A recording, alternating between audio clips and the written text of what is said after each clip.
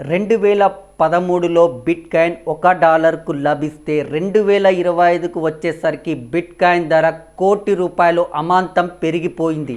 మీ డబ్బు కూడా అదే విధంగా పెరగాలి అనుకుంటే సిల్వర్లో ఇన్వెస్ట్మెంట్ చేయండి. ఎందుకు సిల్వర్లో ఇన్వెస్ట్మెంట్ చేయాలంటే మొబైల్ ఫోన్లో సిల్వర్ వినియోగిస్తున్నారు, శాటిలైట్లో సిల్వర్ వినియోగిస్తున్నారు, సోలార్ ప్యానల్లో సిల్వర్ వినియోగిస్తున్నారు, ఎలక్ట్రికల్ వాహనాల్లో కూడా సిల్వర్ వినియోగం పెరిగిపోయింది. భవిష్యత్తులో ఎలక్ట్రికల్ వాహనాలు 100% వినియోగించే అవకాశాలు కనిపిస్తున్నాయి.